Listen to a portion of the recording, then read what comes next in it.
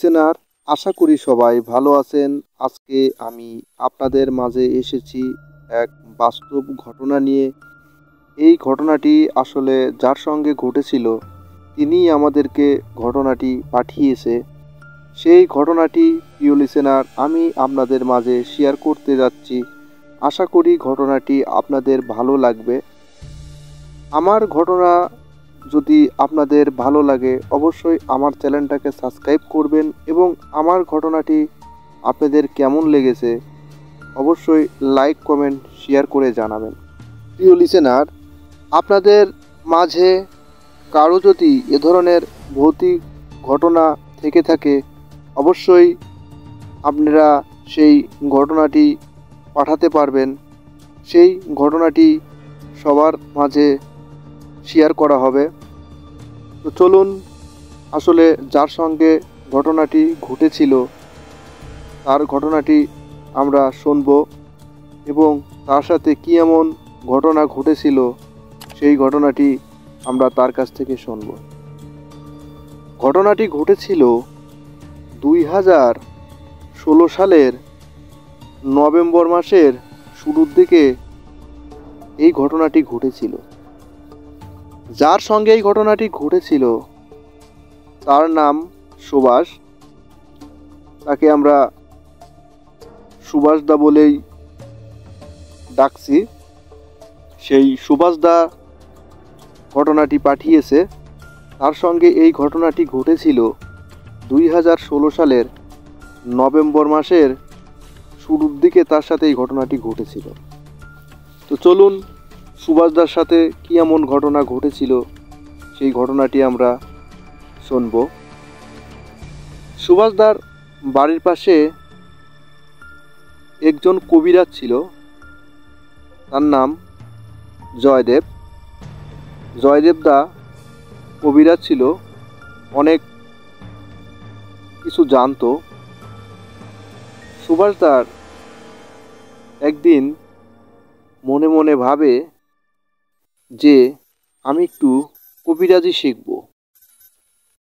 কবিরাজরা অনেক কিছু জানে, অনেক কিছু করে, আমি সেইগুলা শিখব। আমার বাড়ির পাশে যে জয়দেবদা আছে তার সাথে তো আমার অনেকটা মিল রয়েছে এবং মাঝে মাঝে তো তার সাথে কাজে যাই। সে কবিরাজ করতে যায়, তার সাথে তো মাঝে মাঝে আমাকেও নিয়ে যায়, আমিও দেখি তার কাজ করা। সেই কাজ করা দেখেই আমারও একটু ইচ্ছা জাগে যে আমি একটু কবিরাজ শিখব বা কবিরাজের যে কার্যগুলা সেইগুলো আমি জানব। সুভাষদা জয়দেবদাকে একদিন বলে যে দাদা, আমার তো অনেক দিনের ইচ্ছা এবং অনেক দিনের শখ যে আপনি যে কবিরাজ গিরি করেন সেই কবিরাজটা আমি আসলে শিখতে চাই, আমাকে কি শেখানো যাবে? তখন জয়দেবদা সুভাষদাকে বলে যে শোন, এটা অনেক ভয়ানক কাজ, এটা কিন্তু সবাই করতে পারে না। আর এ সকল যারা জানে তাদের কিন্তু ক্ষতি ছাড়া কখনো লাভ হয় না, এগুলা শিখতে হয় না। আমি কোনো কারণে শিখেছিলাম, সেজন্যই সেটা করে আসতেছি, কিন্তু আমি চাই না যে নতুন করে আবার কেউ এগুলার মধ্যে পড়ে যাক। সুভাষদা জয়দেবদার কথা শুনে সে বলে যে না, আমার খুব ইচ্ছা, আমি কবিরাজি শিখবই। আপনি যত কথাই বলেন, যত ভয়ভীতিই থাকুক, আমি কবিরাজটা শিখব। আমার খুব ইচ্ছা, যত কেনা ভয় থাকে সেটা আমি শিখব। সেই জয়দেবদা সুভাষদাকে অনেক কিছু বোঝানোর পরেও সেই সুভাষদা কিন্তু বোঝে না। সুভাষদা তার কাছে বায়না ধরে যে না, আমি কবিরাজি শিখবই। তার ইচ্ছা যে আমি কবিরাজের যে কার্যবিধি আছে সেইগুলো আমি শিখব। জয়দেবদা তখন তার কথা শুনে বলে যে তোকে এত বললাম, তুই যেহেতু কথা রাখতেছিস না, তাহলে আর কি করার? কবিরাজ তো আর প্রতিদিন শেখা যায় না, আমাবস্যার রাতে কবিরাজি শিখতে হয়। আর সেই রাতে বিভিন্ন কাজ করতে হয়, সেই কাজের সফলতার দ্বারাই কবিরাজি শেখা যায়। তুই কি পারবি? তোর কি সেই সাহস আছে যে অমাবস্যা রাতে আমি যে সকল বিষয় তোকে বলবো আর যেগুলো আনতে বলবো সেগুলা কি তুই করতে পারবি?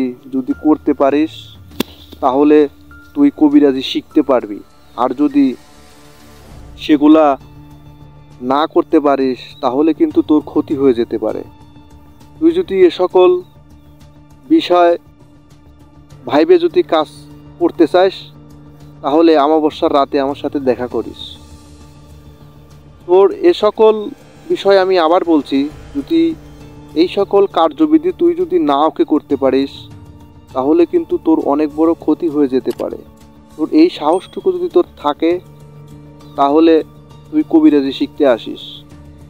আর যদি মনে করিস যে না, আমি এ সকল বিষয় পারবো না, এ সকল বিষয়ে কাজ করতে পারবো না, আমার ভয় লাগে, তাহলে কিন্তু তোর কবিরাজি শেখা হবে না। তাই আমি তোকে বারবার বলতেছি, তুই যেটা বলতে চাস ভেবে চিনতে বল, যাতে কারো কোনো সমস্যা না হয়। আমি চাই না তুই কারো কোনো সমস্যার মধ্যে পড়িস। সুভাষদা বলে যে না, আমার সাহস আছে, আমি সব কিছু পারবো, আমাকে কবিরাজি শিখাতেই হবে। জয়দেবদা বলে ঠিক আছে, তাহলে তুই আমাকে ছাড় দিছিস না, তাহলে এই যে সামনে যে আর 4-5 দিন পরে যে একটা অমাবস্যা আছে, সেই অমাবস্যা রাতে তাহলে তুই আমার কাছে চলে আসিস, আর বিকেলের দিকে তারপরে একটু আমার সাথে দেখা করিস, তোর সাথে কিছু কথা আছে। তো সেই অমাবস্যার দিনে সেই বিকেলবেলা জয়দেবদার কাছে যায় সুভাষদা। যাওয়ার পরে সেই জয়দেবদা সুভাষদাকে বলে যে দেখ, এখনও সন্ধ্যা লাগেনি, এখনও ভাব যে আসলে তুই শিখতে চাস কি না, এখনও সময় আছে। যদি শিখতে নাও চাইস তাও বল, আর যদি শিখতে চাইস তাও বল। ভয় পাওয়া কিন্তু চলবে না, ভয় পেলে কিন্তু তোর অনেক বড় ক্ষতি হয়ে যাবে, এমনকি তুই মারাও যেতে পারিস। কয় যে সুভাষদা তখন বলে যে না, আমি কোনো ভয় পাই না, আর আমি এই কাজ শিখতে চাই, দেখি না কত ভয়ঙ্কর জিনিস। তখন জয়দেবদা বলে ঠিক আছে, তাহলে তোকে সন্ধ্যার পরে একটা কাজ দেব। সেটা হচ্ছে, আমাদের বাড়ি থেকে যে অনেক দূরে একটা শ্মশান রয়েছে নদীর পাশে, সেই শ্মশান থেকে তোকে একটা কাজ করে দিতে হবে। যদি এই কাজটা করতে পারিস তাহলে তুই সেই কাজের দ্বারা অনেকটা কবিরাজি শিখে যাবি। আর কবিরাজি শিখতে গেলে এ সকল বিষয়গুলি লাগে এবং এই জিনিসগুলোর প্রয়োজন হয়। তুই যদি আনতে পারিস তাহলে মনে করিস যে তুই তাড়াতাড়ি শিখতে পারবি, আর যদি তুই আনতে না পারিস তাহলে তুই শিখতেও পারবি না, এমনকি তুই ওখানে মারাও যেতে পারিস। ওই ঠিক আছে, তাহলে সন্ধ্যার পরই দেখা যাবে না যে কার সাহস কতটুকু। জয়দেবদা সুভাষদার কথা শুনে বলে ঠিক আছে, তাহলে সন্ধ্যার পরে তুই ওই শ্মশানে যাবি। শ্মশানে যা দেখবি যে শ্মশানে কিছুদিন আগে একটা মহিলা মারা গিয়েছিল। সেই মহিলাটি যে মারা গিয়েছিল তার স্বামী বেঁচে ছিল। আর হিন্দু ধর্মের স্বামীর আগে স্ত্রী মারা গেলে তাকে অনেক কিছু দিয়ে থাকে এবং চালুনে অনেক কিছু সাজানো থাকে। একটা চালুন দেয়, চালুনে বিয়ের যে কসমেটিকের বাজার, শাড়ি এবং আনুষাঙ্গিক যে কসমেটিকের বাজার থাকে সেই বাজার ওই চালুনে দেয়। আর একটা মাটি হাঁড়িতে ধান থাকে। সেই দুটা জিনিস তোকে আনতে হবে। তুই যদি এই দুটা জিনিস আনতে পারিস তাহলে তোকে এই কাজ শিখতে এই দুটা জিনিস অনেক দূর নিয়ে যাবে এবং এই দুটা কাজে লাগবে। এই দুটা কাজে লাগিয়ে তুই অনেক কিছু শিখতে পারবি। কিন্তু সাবধান, আমি তোকে বলে দিচ্ছি যে এই আমাবস্যা রাতে কিন্তু ওই জিনিসটা তুই যখন আনতে যাবি অনেক ভয়ঙ্কর রূপ কিন্তু নেবে। তুই যদি ভয় পাস তাহলে কিন্তু মারা যাবি, আর যদি ভয় না পাস, যদি তুই আনতে পারিস, তাহলে তুই যে কবিরাজি শিখতে চাচ্ছিস তাহলে তুই 100% শিখতে পারবি। আর যদি তুই না আনতে পারিস তাহলে কিন্তু তুই ওখানে মারাও যেতে পারিস। তুই এখনও ভাব যে তুই যাবি কি যাবি না, তুই আসলে শিখবি কি শিখবি না, তুই সেটা বল। তখন সুভাষদা জয়দেবদাকে বলে যে না, আমি যাবই। কি বলেন? আমাবস্যা রাত আর এমনি রাত, তাই কি হয়েছে? রাত তো রাতই। ওই শ্মশান থেকে এই জিনিসটা নিয়ে আসবো, যদি এটাই আনতে না পারি তাহলে মনে করেন যে কি সাহস আমার মনের মধ্যে আছে, তাহলে তো আমি এটা শিখতেই পারবো না। আপনার যে কথা বললেন, আপনি যে কথাগুলো বললেন, আমি যদি এইটা আনতে না পারি তাহলে তো কবিরাজি শিখতেই পারবো না। কি বলেন না বলেন, এটা একটা ব্যাপার হলো নাকি? এটা তুই 1-2-এর খেলা। যাব, চট করে নিয়ে চলে আসব। আপনি আমাকে কবিরাজি শিখাবেন নাকি তাই বলেন। আপনি না শেখানোর জন্য বিভিন্ন আমাকে ভয়ভীতি দেখাচ্ছেন, আপনি বিভিন্ন ধরনের বাহানা করতেছেন। আপনি শিখাবেন কি না? বল ঠিক আছে, তাহলে তুই এই দুটা জিনিস নিয়ে আয়, নিয়ে আসার পরে তোকে আমি শিখাবো। তখন সুভাষদা জয়দেবদাকে বলে ঠিক আছে, তাহলে আমি সন্ধ্যার পরই যাব। তখন সেই তার বাড়ি থেকে কিছুটা দূরে একটা নদী ছিল, সেই নদীর পাড়েই আসলে শ্মশান ছিল। প্রিয় লিসেনার, জানেন সবাই যে শ্মশানটা কিন্তু আসলে নদীর পাড়েই বেশি হয়, নদীর পাড়েই হয়ে থাকে। আপনারা আবার হয়তো ভাবতে পারেন যে আমার গল্পে শুধু নদীর পাড়েই শ্মশান থাকে। আপনারা ভালো করে জানেন যে নদীর পাড়েই শ্মশান থাকে। তো যাই হোক, চলুন সেই সুভাষদার সাথে কি এমন ঘটনা ঘটেছিল সেই ঘটনার দিকে এগোবো। সুভাষদা বাড়ি থেকে বের হয় সন্ধ্যার একটু আগে বের হয়ে যেতে যেতেই সেখানে সন্ধ্যা লেগে যায়। আর সেই শ্মশান পাওয়ার আগেই কিন্তু আসলে সন্ধ্যাটা একদম ফুল লেগে যায়, পুরাপুরি সন্ধ্যা হয়ে যায়। আর আশেপাশে তেমন কেউ ওখানে থাকে না, যেহেতু নদীর পাড়ে শ্মশান, ওখানে তেমন কোনো লোকজন যাতায়াত চলাফেরা করে না বা থাকে না। আশেপাশে কোনো বাড়িঘরও নেই, নদীর পাশে সেই শ্মশানে চলে যাওয়ার পরে তখন সে জয়দেবদা তাকে বলে দিয়েছে সেই জিনিস যখন দিকে আগাত থাকে তখন একটা চালুন আর একটা কলসের যে আনার কথা ছিল সুভাষদার, সেটার দিকে যখন সে আগাতে থাকে তখন দেখে যে ওইখানে চালনও নেই, কলসটাও নেই, মানে কিচ্ছু নেই, একদম পরিষ্কার। তখন সুভাষদা মনে মনে ভাবছে যে জয়দেবদা কি আমাকে ভুল জায়গা পাঠিয়েছে, এ তো এখানে কিছুই নেই, আমি তো কিছুই দেখতে পারতেছি না। না আমাকে না শেখানোর জন্য আমাকে এই জায়গায় পাঠাইছে যাতে আমি নিয়ে যেতে না পারি, সেই জন্য মনে হয় আমাকে পাঠাইছে। আসলে যে আমাবস্যার কারণে যে ওইখানে যে রূপটা নিয়েছে আসলে কিন্তু সেই খুঁজে পাচ্ছে না। তখন সেই জায়গাতে হাতাহাতি করে, হাত দিয়ে খোঁজার চেষ্টা করে, কিন্তু আসলে দেখতে পায় না।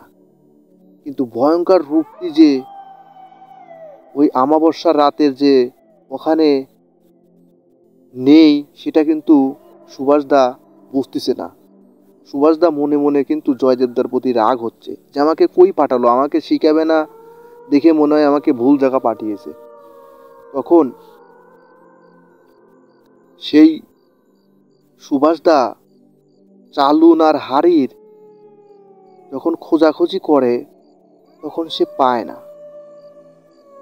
তখন যে জায়গা খোঁজাখুঁজি করে তার সামনে একটু তাকা দেখে যে একদম এত আলো, মনে হচ্ছে একদম দিনের চাইতেও বেশি আলো, এরকম আলো ঝকঝক চিকমিক করছে।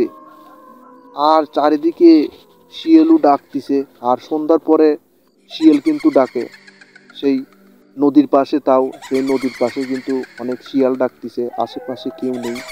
আর চারিদিকে অন্ধকার, কিন্তু সামনের দিকে এত আলো যে এইরকম আলো আর মনে হয় আমি কখনোই দেখিনি। এত চিকমিক আলো, মনে হয় যে হাসতেছে, এরকম ঝিকিমিকি শব্দ হচ্ছে হাসার, মানে এত আলো পড়ছে।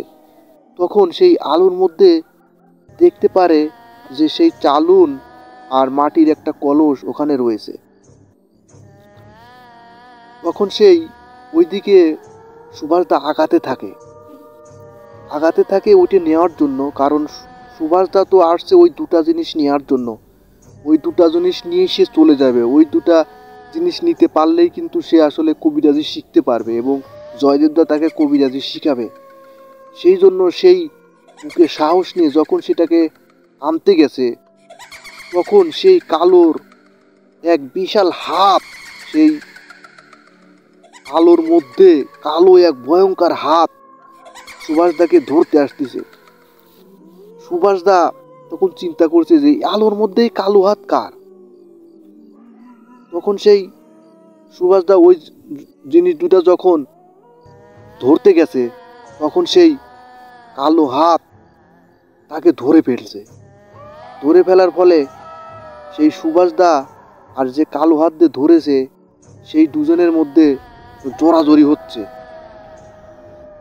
সুভাষদা বলতেছে, আমাকে ছেড়ে দে, কে বা কে, আমাকে ধরেছিস তুই, আমি এখানে আসছি এই দুটা জিনিস নেওয়ার জন্য।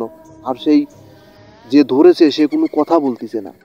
তখন সুভাষদা ভাবছে যে এটা তো আসলে কোনো মানুষ না, আর এটা তো কোনো ভয়ঙ্কর জিনিস হবে। তাহলে তো জয়দেবদা ঠিকই বলেছে যে এ সকল জিনিস অমাবস্যা রাতে আনতে গেলে তো এই ধরনের ভয়ানক কিছু ঘটে। সেই তাদের মধ্যে একটা ধস্তাধস্তি হওয়ার পরে তখন সেই সুভাষদা কিন্তু তার শক্তি কিন্তু হারায় নাই। তার সাহস আসে যে আমি এখান থেকে দুটা জিনিস নিয়েই যাব, দেখি কে কি করে না করে। আজকে যদি আমার মৃত্যু হয় তাও আমি এই দুটা জিনিসকে নিয়েই যাব, দেখি আমাকে কে মারে।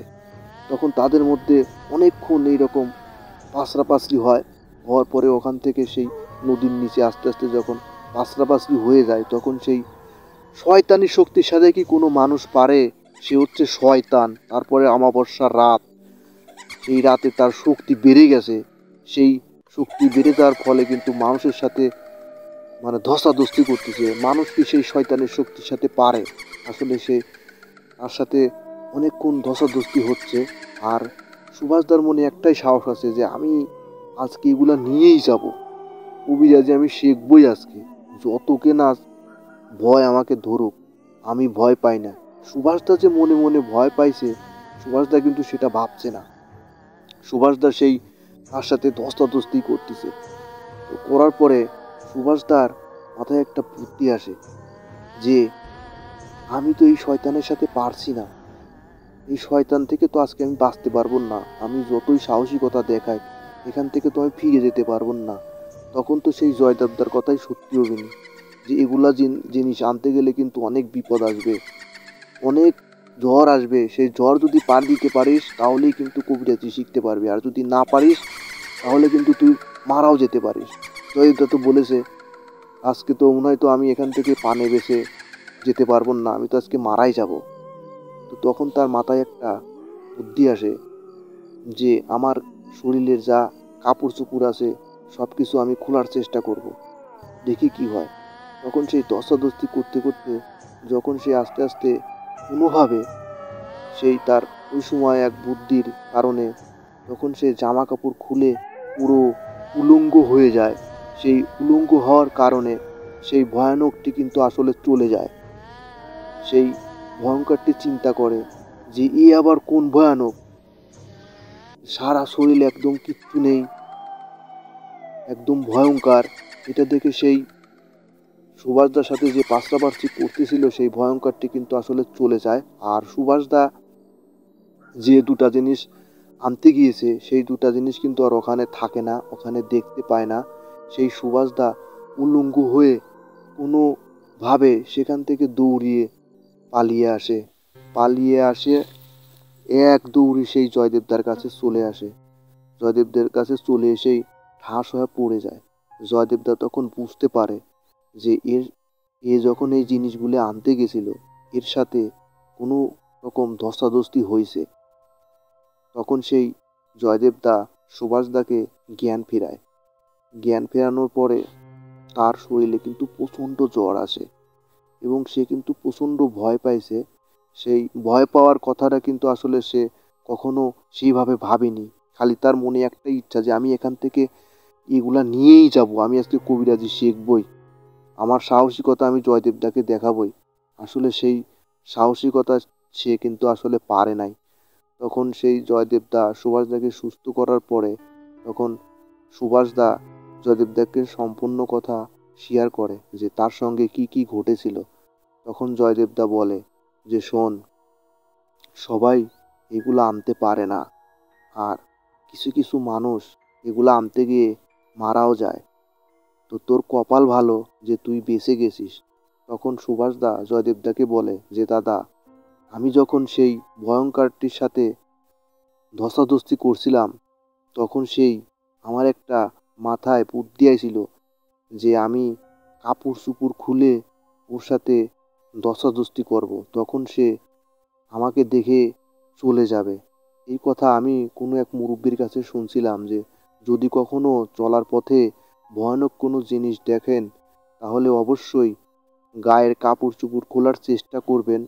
কোনোভাবে যেন এই বুদ্ধিটা মাথায় থাকে এবং এই সেন্সটা থাকে যে গায়ের কাপড় চোপড় খুললে সেই ভয়ঙ্করটি আপনার সামনে থেকে চলে যাবে, আপনার সামনে আর আসবে না।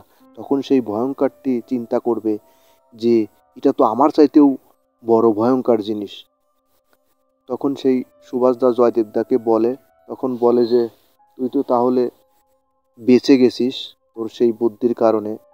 তো যাই হোক, আমি তোকে কিছু জিনিস দিয়ে দিচ্ছি, এতে তোর কোনো আর ক্ষয়ক্ষতি হবে না, তোর আর জ্বরও আসবে না, আর তোর বেশি ক্ষতি হবে না। তবে আমি তোকে বলছিলাম যে তুই এগুলো জিনিস আনতে পারবি না, কারণ আমরা জানি যে সবাই এগুলা জিনিস আনতে পারে না। তো যাই হোক, তুই যেহেতু বেঁচে গেছিস, এ কথা আর কাউকে আপাতত বলার দরকার নাই। বললে হয়তো আমারও সমস্যা হবে পরিবার থেকে, পরিবার অন্য কিছু বলতে পারে যে আমার ছেলেটা হতে পারে। তো তুই আর কবিরাজি শিখতে চাইস না, আমার সাথে যে মাঝে মাঝে যাস এটা করিস, আর তোর কোনো ক্ষতি যাতে না হয় সে ব্যবস্থা আমি করে দিচ্ছি। জয়দেবদা সেই সুভাষদাকে সমস্ত ব্যবস্থা করে দেয় এবং সুভাষদা ভালো আছে, সুস্থ আছে। আর সেই কবিরাজের কথাটি তার মাথায় আর আসে না। মাঝে মাঝে সেই জয়দেবদার সাথে সুভাষদা যায়, জয়দেবদা কবিরাজ করতে যায়, সুভাষদা তার সাথে যায়, কিন্তু সুভাষদার আর কবিরাজি শিখার কোনো চিন্তাধারা তার মাথায় আর আসে না। সে ভালো আছে, সুস্থ আছে। তো প্রিয় লিসেনার, আসলে অনেকেই আছে এ সকল ভৌতিক ঘটনা বিশ্বাস করে না। আসলে যার সঙ্গে ঘটনাটি ঘটে সেই আসলে বোঝে, সেই আসলে জানতে পারে। আমার কাছে ঘটনাটি অনেক ভয়ঙ্কর লেগেছে এবং ঘটনাটিও কিন্তু অনেক ভয়ঙ্কর। তো সুভাষদা যদি তার উদ্ঘাত সেই বুদ্ধিটা যদি মাথায় না আসতো, তাহলে কিন্তু সেই সুভাষদা ওখানে মারাও যেত, আর মারা গেলে হয়তো জয়দেবদার কোনো সমস্যা হতো। তো এ ধরনের পাগলামি প্রিয় লিসেনার আপনারা কেউ করবেন না, এ ধরনের ঘটনা কিন্তু ঘটে থাকে। তো যাই হোক, আমরা সেই সুভাষদার কাছ থেকে শিক্ষা পেলাম যে কখনোই আমরা এ ধরনের ঘটনা ঘটলে সাহসিকতা দেখাবো না এবং কোনো বাঁচার একটা বুদ্ধি বার করব, যাতে সেখান থেকে বাঁচতে পারি, সেখান থেকে রক্ষা পেতে পারি। তো সবাই ভালো থাকুন, সুস্থ থাকুন। আজকের মতো এখান থেকে বিদায় নিচ্ছি। আমি আবার বলতে চাই, আমার ঘটনা সম্পূর্ণ গ্রামের ঘটনা এবং সত্য ঘটনা, মানুষের সাথে চলার পথে ঘটে যাওয়া ঘটনাটি প্রিয় লিসেনার আমি আপনাদের মাঝে শেয়ার করি। এটা একদম বাস্তব গ্রামের সত্য ঘটনা। সেই ঘটনা নিয়েই আমি আপনাদের মাঝে হাজির হই। তো আমার ঘটনা যদি আপনাদের একান্ত ভালো লাগে, অবশ্যই আমার চ্যানেলটাকে সাবস্ক্রাইব করবেন এবং আমার ঘটনাটি কেমন হয়েছে অবশ্যই লাইক কমেন্ট শেয়ার করবেন এবং জানাবেন যে আমার ঘটনাটি আপনাদের কেমন লেগেছে। প্রিয় লিসেনার, আপনাদের মাঝে যদি এ ধরনের কোনো ভৌতিক ঘটনা থেকে থাকে, অবশ্যই আমাদের ইউটিউবে লিঙ্ক সেখানে ঘটনাটি পাঠাতে পারবেন। সেই ঘটনাটি প্রিয় লিসেনার আমি সবার মাঝে শেয়ার করব তো ভালো থাকুন, সুস্থ থাকুন। আগামী দিনে আগামী কোনো জীবনের সাথে ঘটে যাওয়া ভয়ঙ্কর ঘটনা নিয়ে আপনাদের মাঝে হাজির হব। ভালো থাকুন, সুস্থ থাকুন। ধন্যবাদ।